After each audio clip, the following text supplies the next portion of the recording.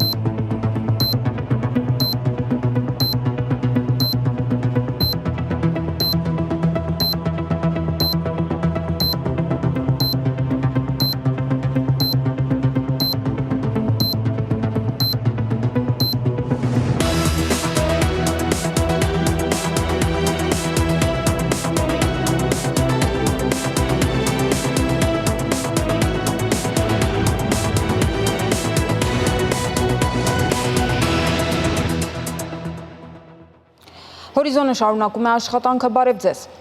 Աբու Դաբի կատարած աշխատանքային այցի շրջանակներում Հայաստանի նախագահ Վահագն Խաչատուրյանը իր կեցավայրում ընդունել է Արաբական Միացյալ Էմիրությունների էներգետիկայի և ենթակառուցվածքների նախարար Սուհայլ Ալ-Մազրուին և Էթիհադ ռեյլ ընկերության գործադիր տնօրեն Շադի Մալակին։ Հանդիպման ընթացքում կողմերը քննարկել են փոխադարձ հետաքրքրություն ներկայացնող ոլորտներում ներդրումային տարբեր ծրագրեր իրականացնելու հեռանկարները։ Հատկապես շեշտվել է ենթակառուցվածքների, էներգետիկայի, բարձր տեխնոլոգիաների և այլ առաջնային ոլորտներում առկա համագործակցության ներուժի կյանքի կոչման կարևորությունը։ Զրուցակիցները համաձայնություն են ձեռք բերել համատեղ ջանքեր գործադրել ներդրումային միջավայրի բարելավման ուղղությամբ, նշելով, որ այդ գործընթացը կարևոր է երկու պետությունների տնտեսական զարգացման համար։ Զրույցի ընթացքում մտքեր են փոխանակվել նաև Հայաստանի կառավարության խաղաղության խաչմերուկ նախագծի իրագործման վերաբերյալ։ Փոխվարչապետ Տիգրան Խաչատրյանը ընդունել է Արժույթի միջազգային հիմնադրամի հայաստանյան առաքելության ղեկավար Իվա Պետրովային, ով ավարտում է գործունեությունը առաքելության ղեկավարի պաշտոնում։ Հանդիպմանը ներկա է եղել նաև Ալեքսանդր Թիմանը, ով առաջիկայում ստանձնելու է հիմնադրամի հայաստանյան առաքելության ղեկավարի պաշտոնը։ Հանդիպման ընթացքում զրուցակիցները քննարկել են Հայաստանի մակրոտնտեսական քաղաքականությանը և տնտեսական վերջին զարգացումներին վերաբերող հարցերի լայն շրջանակ։ Փոխվարչապետ Մհեր Գրիգորյանը ընդունել է Ռուսաստանի նախագահի միջազգային մշակութային համագործակցության հարցերով հատուկ ներկայացուցիչ Միխայել Շվիդկոյին։ Հանդիպման ընթացքում զրուցակիցները քննարկել են կրթության, գիտության, մշակույթի ոլորտներում Հայաստանի և Ռուսաստանի միջև համագործակցության առկա և հեռանկարային ծրագրերը։ Անդրադարձ է կատարվել նաև երկու երկրների միջև զբոսաշրջային հոսքերի խթանման ուղղված միջոցառումներին։ Կողմերը հաստատել են իրենց փոխադարձ շահագրգռվածությունը գործընկերության հետագա խորացման հարցում և համատեղ նոր նախաձեռնություններ իրականացնելու պատրաստակամություն են հայտնել։ Ազգային ժողովի նախագահ Ալեն Սիմոնյանը ընդունել է Հայաստանում Կիպրոսի դեսպան Միքայել Մավրոսին։ Հանդիպման առանցքում են եղել Հայաստանի և Կիպրոսի միջև ինչպես երկկողմ մակարդակում, այնպես էլ միջազգային հարթակներում համագործակցությանը վերաբերող տարբեր հարցեր։ Զրուցակիցները քննարկել են նաև Հայաստան Եվրամիություն հարաբերություններին, միջխորհրդարանական համագործակցությանը, ինչպես նաև տարածաշրջանային զարգացումներին վերաբերող երկկողմ հետաքրքրության մի շարք հարցեր։ Ազգային ժողովի պատվիրակությունը մասնակցում է Ստրասբուրգում ընթացող Եվրոպայի խորհրդի խորհրդարանական վեհաժողովի տարեկան նստաշրջանի երկրորդ մասի աշխատանքներին։ Նստաշրջանի ընթացքում ելույթ է ունեցել պատվիրակության անդամ Սոնա Ղազարյանը։ Mrs. Sona Ghazaryan from Armenia.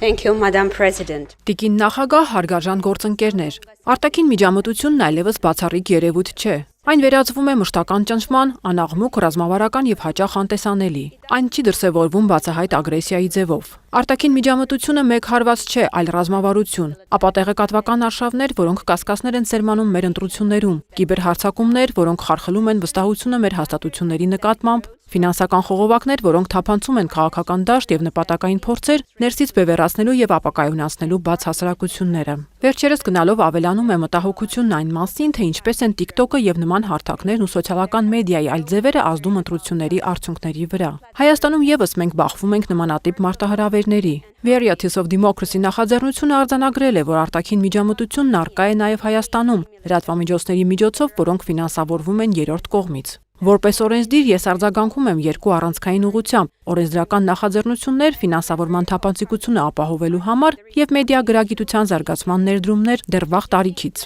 Բայց կա ելք, եւ այն սկսվում է հստակ պատկերացումից, թե ինչի առաջ ենք կանգնած եւ ինչ լուծումներ են անհրաժեշտ։ Անհրաժեշտ է վերանայել անվտանգության մեր ընկալումը։ Այն պետք է լինի ոչ միայն ազգային, այլև ժողովրդավարական, ոչ միայն ռազմական, այլև թվային, տեղեկատվական եւ քաղաքացիական։ Մենք պետք է ներդրումներ կատարենք ոչ միայն պաշտպանական համակարգերում, այլև հանրային դիմադրողականության մեջ։ Պետք է ամրապնդենք մեր հասարակությունների դիմակայունությունը կրթության, մեդիա գրագիտության եւ թափանցիկության միջոցով։ Եվ ամենակարևորը, պետք է միասին աշխատենք։ Thank you.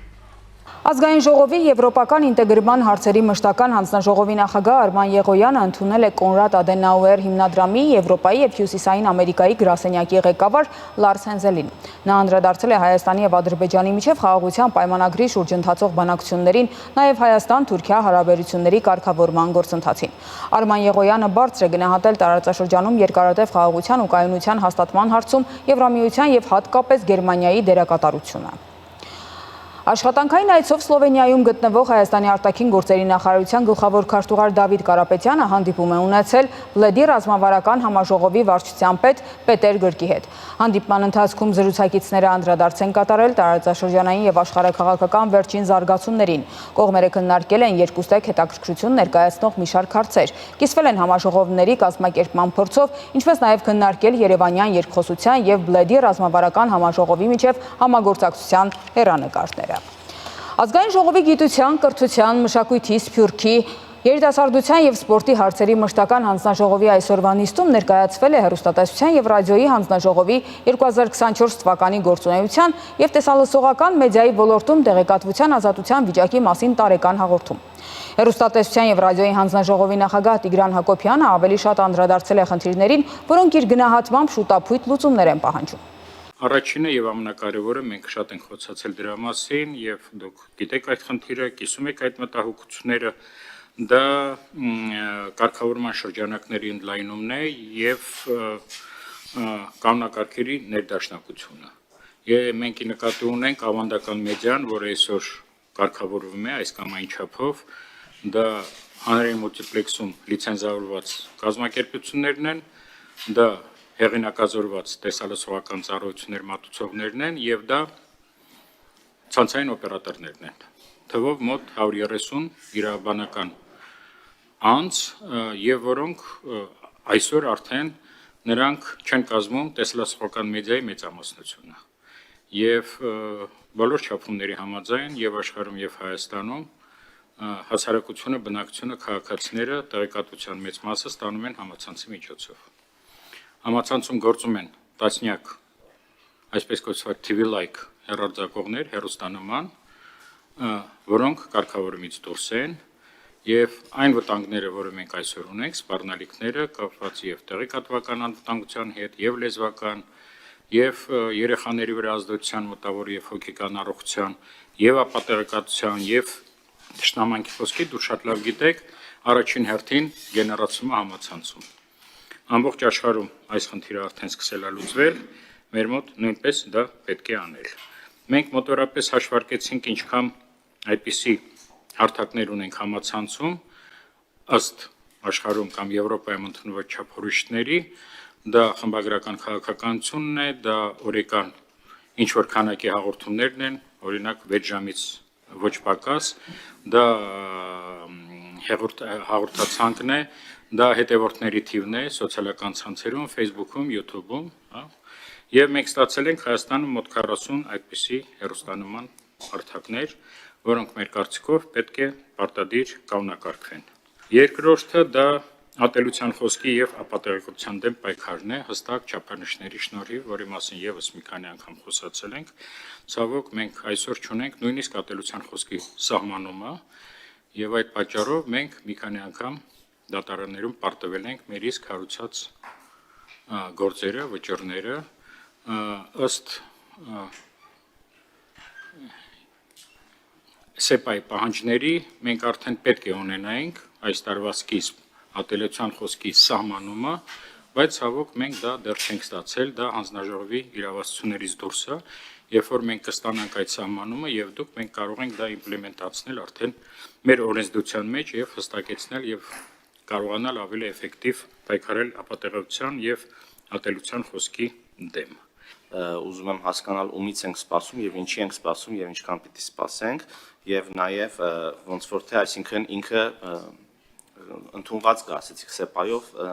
կա ոնց որ թե ամենայն դեպս միջազգային փորձ եվրոպական փորձ նման կա, այսինքն նման սահմանում գոյություն ունի աշխարհում։ Ճիշտ եք ասում եւ այդ բանի մեջ, հա, schedule-ի մեջ դրածա որ արտադատության նախարարությունը վերջնաժամկետը 2025 թվականի առաջի երամսյակն է։ Գրած է սաղ նայել ենք, այսինքն մենք հույս ունենք, որ այս քանի օրը կստանանք երևի այդ հա սահմանումը եւ կփորձենք դա կիրառել մեր գործունեության մեջ կամ արդեն իմպլեմենտացվի բանի մեջ, հա, օրենսդրության մեջ երևի։ Այսինքն 25 թվականի առաջի երամսյակ, հա։ Բայց ես կարծում եմ ամեն ինչ պետք չի սпасել, որ եվրոպացիների բանով լինել, մենք էլ կարենք վաղուց այդ խնդիրը կա լուծենք։ Եթե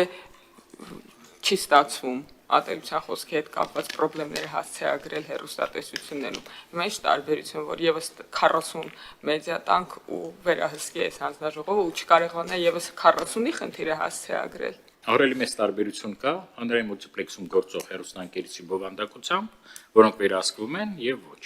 Կոշտ քննադատությունը մենք չենք բանանում, նույնացնում ատելության խոսքի հետ։ Ատելության խոսք հանրային մուլտիպլեքսում գրեթե չի հնչում։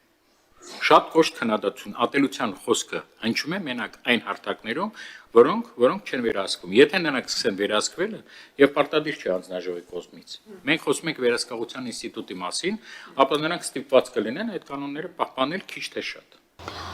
Աբու Դաբիում հանդիպել են Ադրբեջանի եւ Իսրայելի արտաքին գործերի նախարարները։ Ջեյհուն Բայրամովն ու Գիդեոն Սաարը քննարկել են տարածաշրջանային եւ միջազգային խնդիրները։ Միջազգային անցուդարձի մյուս նորությունները տեսաշարում։ Վաշինգտոնն ու Թեհրանն ուղիղ խորհրդակցություններ են անցկացնում։ Այս մասին հայտարարել է Միացյալ Նահանգների նախագահ Դոնալդ Թրամփը, նշելով, որ կգերադասեր Իրանի միջուկային զարգացման հարցը լուծել բանակցությունների միջոցով։ Մենք ուղիղ բանակցություններ ենք վարում Իրանի հետ, դրանք սկսվել են եւ կշարունակվեն շաբաթ օրը։ Մենք շատ կարեւոր հանդիպում կունենանք, տեսնենք թե ինչ կլինի։ Կարծում եմ բոլորը համաձայն են, որ գործարքի հասնելը նախընտրելի է, քան ակնհայտը։ Չմանրամասնելով, թե ինչ նկատի ունի ակնհայտ ասելով, Թրամփը նշել է, որ Իրանի շահերից է բխում, որ բանակցությունները հաջող ավարտվեն։ Ավելի ուշ Իրանի արտգործնախարարը հաստատել է բանակցությունների մասին լուրերը։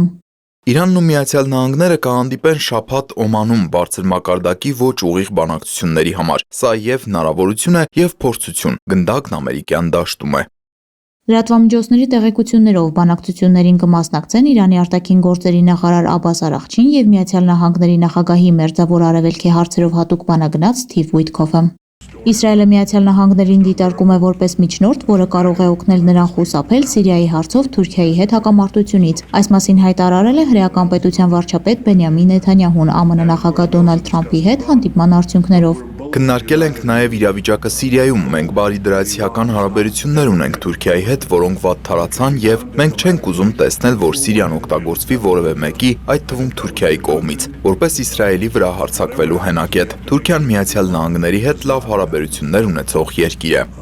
Իսրայելի վարչապետի խոսքերով ինքը եւ Թրամփը քննարկել են բազմաթիվ ուղիներ, որոնք թույլ կտան Իսրայելին խուսափել Թուրքիայի հետ հակամարտությունից։ Նեթանյահուն անդրադառնալով Թուրքիայի նախագահ Ռեջեփ Թայիպ Էրդողանի հետ Դոնալդ Թրամփի լավ հարաբերություններին նշել է, որ ԱՄՆ նախագահը կարող է իդեալական միջնորդ լինել Անկարայի եւ Թել Ավիվի միջև հակամարտության սրումից խուսափելու համար։ Թրամփն իր հերթին նշել է, որ Նեթանյահուին հորդորել է լինել ողջամիտ Թուրքիայի հետ ունեցած ցանկացած վեճի առնչությամբ։ Թուրքիայի արտաքին գործերի նախարարն էլ հայտարարել է, որ Իսրայելը պետք է իր արտաքին քաղաքականությունը տարածաշրջանում վարի ավելի մեծ պատասխանատվությամբ։ Իսրայելը պետք է ավելի պատասխանատու լինի իր արտաքին քաղաքականության մեջ, նրա ընտրած ռազմավարությունը, մասնավորապես օկուպացիան, երբեք նրան անվտանգություն չի բերի եւ բացասական հետևանքներ կունենա։ Միգուցե նրա կողմից իրականացվող սադրանքները որոշ տակտիկական հարցեր լուծեն, բայց ռազմավարական մակարդակում վնասը շատ ավելի լուրջ կլինի։ Ըստ Ֆիդանի, Իսրայելում երկու հիմնական քաղաքական ուղղություն կա։ Առաջինի կողմնակիցները ձգտում են հարաբերություններ կառուցել տարածաշրջանի երկրների հետ փոխադարձ հարգանքի հիման վրա, իսկ երկրորդը ձգտում է պահպանել հրեական պետության անվտանգությունը, թուլացնելով իր հարևաններին։ Վենեսուելայի նախագահը երկրում արտակարգ տնտեսական դրություն է հայտարարել կապված Միացյալ Նահանգների կողմից հայտարարված առևտրային պատերազմին։ Նիկոլաս Մադուրոն նշել է, որ այս քայլով պաշտպանում է Վենեսուելայի տնտեսությունը։ Ամերիկայի Միացյալ Նահանգների կառավարությունը խախտում է համաշխարհային տնտեսական կանոնները, ոչնչացնելով միջազգային առևտրատնտեսական իրավունքը եւ առևտրի համաշխարհային կազմակերպությունը։ Ֆինանսական շուկաների փլուզումը ազդել է ողջ աշխարհի եւ հատկապես Ամերիկայի ժողովրդի վրա։ Մադուրոն ասել է, որ Վենեսուելան ուշադրությամբ հետևում է առևտրային պատերազմի բացասական հետևանքներին, երկիրը բոլոր հնարավոր բացասական հետևանքներից պաշտպանելու եւ համաշխարհային տնտեսական պատերազմին արձագանքելու համար։ Հարավային Կորեայի կառավարությունն ընտրել է հունիսի 3-ը որպես արտահերթ նախագահական ընտրությունների օր Յուն Սոկ-յոլի իմպիչմենթի հաստատումից հետո։ Այս ընթացքում վարչապետ Han Dok-sung շարունակի պաշտոնավարել որպես պետության ղեկավար։ Նախագահի թեկնածուների նախնական գրանցումն արդեն սկսվել է։ Այն կավարտվի մայիսի 11-ին, իսկ նախընտրական քարոզարշավը կմեկնարկի մայիսի 12-ին։ Ապրիլի 4-ին երկրի սահմանադրական դատարանը միաձայն իշխանությունից հեռացրել էր նախագահ Յուն Սոկ-յոլին։ 2024 թվականի դեկտեմբերին երկրի ընդդիմությունն իմպիչմենթի ենթարկեց նախագահին երկրում ռազմական դրություն մտցնելու փորձի համար։ Ֆիլիպինների կենտրոնական Նեգրոս կղզում ժայթքել է Կանլաոն հրաբուխը։ Այն արտանետել է մոտ 4 կիլոմետր բարձրությամբ մոխրի եւ ծխի սյուն։ Հրաբխի շրջանում հայտարարվել է վտանգի 3-րդ մակարդակ։ Սա ենթադրում է հրաբխային ակտիվության բարձրացում եւ հանկարծակի ժայթքումների հավանականություն։ Հարակից շրջաներում հետաձգվել են դպրոցական դասերը։ Կանլաոն Ֆիլիպինների ամենամեծ հրաբուխներից է։ Նրա բարձրությունը 2435 մետր է։ Վերջին անգամ այն ժայթքել է անցյալ տարվա դեկտեմբերին։ Անահիտ Հակոբյան, Հորիզոն։ Շիրակի մարզի ջրամբարները էականորեն լցվել են ձնհալից ու անձրևներից։ Թեև բարձրադիր գոտիներում դեռ ձյունը չի հալվել եւ գարնան կեսին ձյուն է սպասվում, բայց նախորդ տարվա համեմատ արդեն ավելի շատ ծավալի ջուր կա մարզի բոլոր ջրամբարներում։ Մանրամասները Գյումրիի Շանթի մեր գործընկերների պատրաստած ռեպորտաժում։ Ռոռոկման սեզոնին ընթառաջ Կառնուտի ջրամբարում մեկնարկել են Շիրակի մայր ջրանցքից վաստողնովող ջրի կուտակման աշխատանքները։ Հաշվի առնելով ջրի օրական ծավալները կանխատեսվում է մինչև մայիս Կառնուտի ջրամբարում կուտակել 17 միլիոն խորանարդ մետր ջուր։ Ձնհալից ու տեղումներից բացի Կառնուտի ջրամբարում ծավալն ավելանում է Արփի լճի ջրային պաշարների հաշվին։ Սա կոչվում է դոտացիոն կարգով ջրալորում Կառնուտի համար, որն էլ տեղ է հասնում Շիրակի մայր ջրանցքով։ Վարկյանում մինչև 3000 խորանարդ մետր ջուր է բաց թողնվում ջրամբար։ Այսպիսի ինտենսիվությամբ ջուր կուտակելու դեպքում նախնական հաշվարկներ կան, որ մինչև ռոռոկման սեզոնը հայտարարեն բացված, ջրամբարում կուտակված ջուրը լիովին կբավարարի Ախուրյանի տարածաշրջանի ցածրադիր գոտիների ցանկատարածքների ռոռոկման ջրի պահանջարկը։ Փորձը ցույց է տվել, որ Կառնուտի ջրամբարի տակ իշխող հողատարածքներին 16 միլիոնը բավարար է, պլյուս ընթացքում էլ ունենք նորից մուտքեր, որը բավարարում է ջրամբարի տակ գտնվող հողատարածքներին։ Նախորդ տարի Շիրակ ջրօգտագործողների ընկերությունը ջուր է տվել 4500-ից 5000 հեկտար ոռոգելի ցանկատարածքների։ Այս թվերի ու ծավալների մասին են խոսում գյուղացիական տնտեսությունների հետ կնքված պայմանագրերը։ Մինչև նոր գյուղատնտեսական տարվա մեկնարկը ընկերությունը սպասվում է, որ պայմանագրերը կավելանան, որովհետև պետության բուսաբուծության աջակցության այս տարվա ծրագրով մարզում տարբեր տեսակի մշակաբույսերի վարուցանքի ծավալներն են աճելու։ Կառավարության կողմից հաստատվել է բուսաբուծության աջակցության ծրագիրը, որը խրախուսում է կանանացան հացահատիկային, հատիկնդեղեն, կերային եւ աշնանացան ցորենի ցանկատարությունների ավելացումը գյուղացիական տնտեսությունները դրանով պայմանավորված բնականաբար ունենանք ցանկերի աճ, ցանկատարությունները կավելանան։ Մարզի ցածրադիր հատվածներում գյուղացիական տնտեսություններն արդեն գարնանացանի գործն են սկսել։ Բնական ու դոտացիոն եղանակներով մարզի ջրամբարներում ջուրը հիմա կուտակվում է, այս պահին կա նորմայի սահմաններին մոտ ծավալ, բայց թե ինչ կսպասվի ոռոկման եռուն շրջանում, էլի կախված է բնությունից ու ջրային կորուստների կանխարգելումից։ Վեսպայի դրությամբ Սառնախբյուր, Վարդակար, Թավշուտ, Մանտաշ եւ Ջաջուրի ջրամբարներում բոլոր տեղերում էլ ունենք նախորդ տարվա համեմատությամբ ավել ջուր եւ եղանակային պայմաններով պայմանավորված տեղումների քանակով դրանց ծավալները այդ այսօր արդեն ավելանալու են։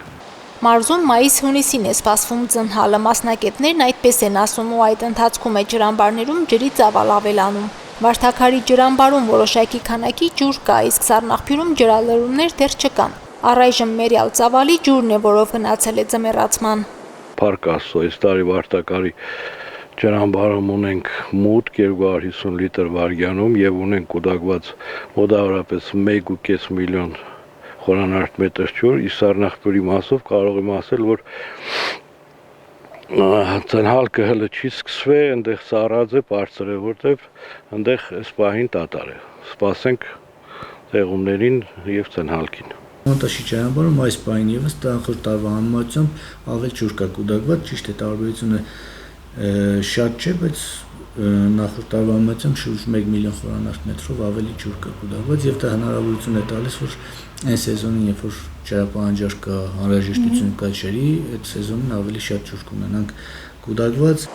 Բավարար քանակի ջուր կուտակում են, բայց սովորաբար չի հերիքում, որի պատճառները մեծամասամբ ջրային կորուստներն են։ Շիրակ ջրօգտագործողների ենթակայության տակ գտնվող ջրատարների ու կուտակի ավազաններում մաքրման, ամրացման աշխատանքներ տարել են։ Աղբից ազատել են տարածքները, նույն խնդիրն ունեն նաև Շիրակի Մայրջրանցքի ջրատարները, որոնցում մեծ ծավալի կենցաղային աղբ է կուտակվում ամեն տարի։ Շիրկանալի կողքով անցնող գյուղերի կամ գյուղերի միջով անցնող այդ գյուղերի ազգաբնակության խնդրանքով է այդ աղբը մի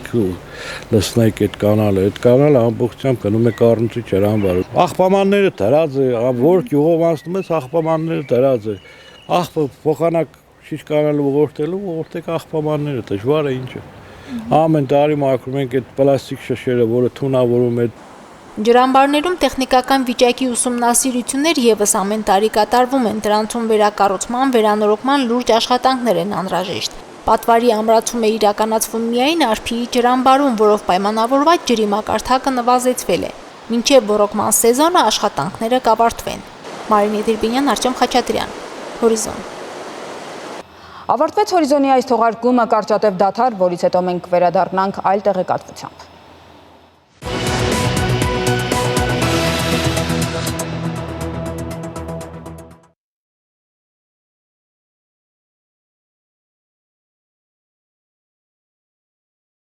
Հեռանկարն է։ Վերջին շաբաթները ակտիվ էին Թուրքիայի ներքաղաքական կյանքում։ Հիմա կարծես իրավիճակը հարաբերականորեն հանգիստ է, բայց ինչ գործընթացներ են տեղի ունենում, ինչ ազդեցություն կարող են դրանք ունենալ։ Այս մասին զրուցենք Ստամբուլում գործող Ակոս պարբերականի խմբագիր Բագրատ Էստուքյանի հետ, ով մեզ միացել է հեռավար։ Շնորհակալություն պարոն Էստուքյան մեզ միանալու համար։ Նախ սկսենք այն իրավիճակից, թե ինչպիսին է հիմա այն, արդյոք ավելի ակտիվ է, թե նոր իրադարձություններ կարող են լինել։ Նոր իրադարձություններու հավանականությունը միշտ արգա է Թուրքիո մեջ, որովհետև իշխող կառավարությունը նախագահ Էրդողանի գլխավորած իշխանությունը դժվար օրեր կանցնի։ Իրեն թեմ ժողովրդի զորակցությունը զգալիորեն նվազած է եւ ինք այդ բոլորը կանխելու համար, այդ նվազումը կանխելու համար գտիմ է արտակարգ բռնի միջոցներով։ Արտակարգ բռնի միջոցները սելով գագնարգեմ ամենափոքր, ամենաթեթև բողոքի ցույցերուն ծանր պատիժներով թիմավորվելու երևույթը։ Սաբահուն 296 աշակերտներ, ուսանողներ փանդարգված են, ցերպակալված են եւ պիտի սպասեն դատավարության։ Քանի օր առաջ անոնց թիվը 316 միջավ բարձրացած էր, հետո 301 եղավ եւ այս պահունա 296։ Քանի ազդակներով 5-6 հոգի ազատ արձակվեցան, բայց մնացյալները կմնան ջաղերու ետին եւ կսպասեն դատավարության օրը։ Իսկ ինչ մեղադրանք կհարուցվի իրենց դեմ, անկարգություն բարձրապես, անկարգության մեղադրանք, այսինքն ոստիկանները ծրվեց է գսած են եւ առանցալ չեն ծրված։ Այս պատճառ է, որովհետեւ ահագին մարդ պերման ենթարկվի։ Համալսարաններու մեջ երևեպումը սկսած է, ինչ որ մինչև մոտ անցյալ բավական խաղաղ էին Թուրքիո համալսարանները, բախտադած նախկին դարիներու անցյալին Թուրքիո մեջ համալսարանները եւ առհասարակ երիտասարդությունը քեր զգայուն եղած են երկրի քաղաքական անցուդարձերուն հանդեպ, բայց շնորհիվ այս խիստ կանխամիջոցներուն կարծես թե որոշ չափով չեզոքացած էին համալսարանական երիտասարդներու այդ մորթկումները, բայց հիմա պատգերը հագարակին շրջված է եւ համալսարաններու մեջ որոշ երևեպումը նկատելի է։ Անկարգությունը իրականության մեջ կուկա ոչ թե ընդդիմադիր շրջանակներեն, այլ իշխանության են, որովհետև իշխանության շրջանակներն է, որ իրենց հսկողության տակ բահած թադական համագարկով կփորձեն ամեն տեսակ անհավատալի մեղադրանքներով մարդիկ չեզոքացնել։ Այստեղ ամենակարևոր թեմքը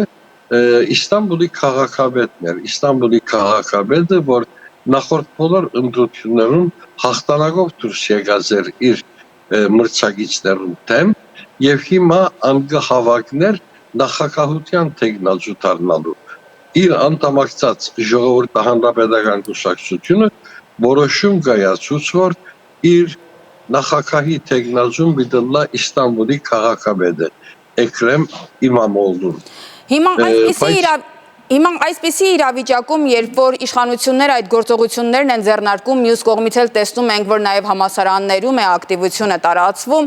այս իրավիճակում որքանով են հավանական քաղաքական փոփոխությունները, իշխանափոխությունը առաջիկա նախագահական ընտրություններում։ Առաջիկա նախագահական ընտրությունները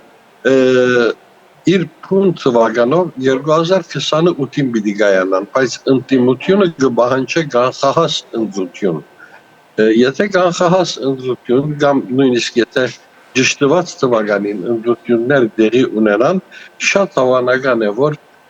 Էրդողան պիտի չկարենա բախել իր վարկը եւ պիտի զիջի ընդդիմության թեմ։ Երևույթները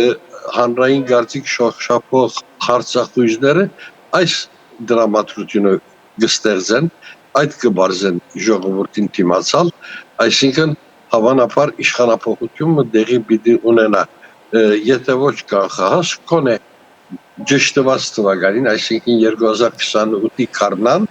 այդ ընտրությունը եթե կայանա, Թուրքիայի մեջ իշխանափոխություն տեղի պիտի ունենա։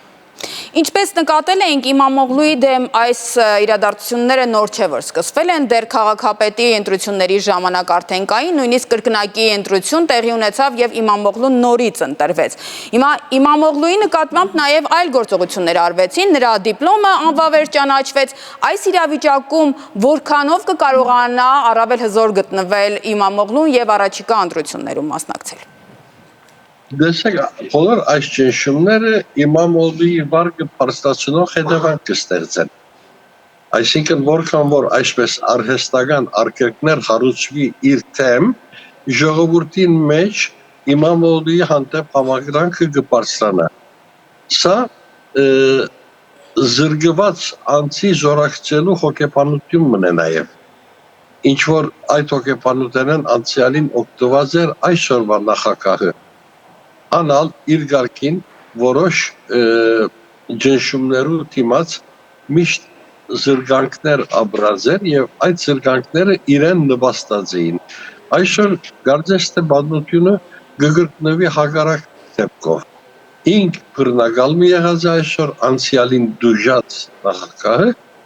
եւ հիմա ինք բռնություն կկործադրե, բայց իր դեմ կանգնող ընդդիմադիր ուժնալ այդ զրկանքներու հետևանքով ալավելի ուժեր կստանա։ Տնտեսական իրավիճակը Թուրքիայում դեռ տարիներ առաջ որոշակի դժգոհություններ էր հարուցում։ Հիմա ինչպիսին է իրավիճակը։ Դժբախտաբար այդ դժվար դանելի պայմանները ալավելի գծանանան։ Դակավին 2 օր առաջ հայտարարվեցավ էլեկտրական հոսանքի վրա 25% սղաճը։ Պամը, որ մարդոց համար իսկապես հետսեդե գյանքը անդանելի գտարցնե։ Այսօր տնտեսագետներ նույնիսկ հաշվարկելու մեջ կդժվարանան, թե Թուրքիո բնակչությունը ինչպես կհաջողի իր գյանքը շարունակել այս սղաճի մեջ, որովհետև մարդիկ հաշվի կառնեն միջին ստացված աշխատավարձքը եւ ադոր փոխարենա նկատի կունենան անհրաժեշտ ծախսերը գումարը եւ կտեսնեն, որ նույնիսկ անօթության սովի աստիճանին հասած է այդ ստացված աշխատավարձքի քնելու կարողությունը։ Ամեն ինչ շուկայի վրա սղած է, երկրի հողատնտեսությունը գրեթե ոչնչացած է, անասնաբահությունը գրեթե ոչնչացած է, բնական բաշարները գտալանվին օդար երկրիա հետազոտողներու միջոցով եւ իսկապես տնտեսագետներ զարմանալով գտեսնեն թե ժողովուրդը դակավին ինչպես գրնա իր գոյությունը բահել այս երկրի մեջ։ Անշուշտ այդ հույսը գործընծուծած ահագին երիտասարդություն, համալսարանավարտ երիտասարդություն, իրենց բոլոր ուշադրությունը սևեռած են արտաքաղթելու վրա։ Անոնք կուզեն Կանադա երթալ, կուզեն Միացյալ Նահանգներ երթալ, կուզեն եվրոպական երկիրներ գլխավորությամբ Գերմանիա կամ Ֆրանսիայի երթալ եւ հոն նոր կյանք ձևավորել, քանի որ այլևս հույս չունին իրենց հարազատ երկրի մեջ ապակա կերտելու մասին։ Մենք նկատում ենք, որ Էրդողանը փորձում է արտաքին աշխարհում ունեցած հաջողություններով մեղմացնել ներքին դժգոհությունները եւ կանխել այդ քաղաքական իրադարձությունների իր համար վատ ելքը, բայց որքանով է դա հաջողվում։ Շատ վիճելի է արտաքին քաղաքականության մեջ ցերկերունները կամ հաջողությունները թեման ընդհանրակը արտաքին շփումներու մեջ Թուրքիա եւս վարգազրկված է։ Դակավին դարձյալ 2 կամ 3 օրեր առաջ էր, որ Կենտրոնական Ասիա 3 հանրապետությունները Թուրքմենստանը, Կազախստանը եւ Կիրգիզստանը որոշեցին թեժբանադում բանալ Կիպրոսի մեջ։ Սա Թուրքիա հասցեին շատ լուրջ գորուսնուր կհամարվի, քանի որ անոնք չեն ճանչնար, պաշտոնապես չեն ճանչնար Կիպրոսի քրավյալ տարածքի վրա հիմնված հյուսիսային Կիպրոսի թուրքական հանրապետությունը, բայց պաշտոնապես կճանչնան Կիպրոսը։ Բանը որ Թուրքիան պաշտոնապես չի ճանչնար, բայց Թուրքիա պաշտոնապես չճանչնալ նշանակություն չունի, որովհետև Կիպրոսը վերջապես Եվրոմիության անդամ պետություն մնե, Հունաստանեն զատ անգախ պետություն մնե,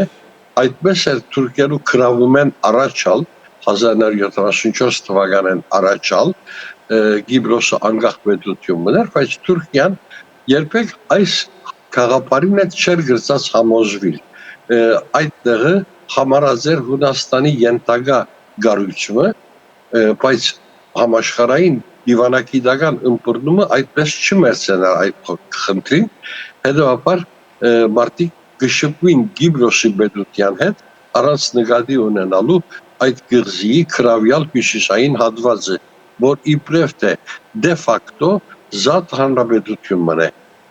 Անգլմանի Արցախի հանրապետության, որ դե ֆակտո հրճակված է, բայց ճանաչում չէր դեսած ովևէ երկրի կողմէ, նույնիսկ Հայաստանի կողմէ, իսկ հյուսիսային Կիպրոսի հանրապետությունն ալ նույն ընթացքն է, ի տարբերություն այն, որ Թուրքիան կոնե այդ տեղը դիժանչնա իբրև անգախ պետություն, բայց անգախ պետությունը շելով այդ ալ պետք է չագերդի մեջ դիտել, որովհետև այդ երկրի մեջ կգործե թուրքական տրամանիշը, ահագին օժանդակություն կփոխանա Թուրքիայի դեպի Կիպրոս եւ այդ տեղի բնակչությունն ալ ցեվափոխված է, դեղացի գիբրացի թուրքերը փոքրամասնության վերածված են, անոնց ահագին քաղաքականներ տեղափոխված են դեպի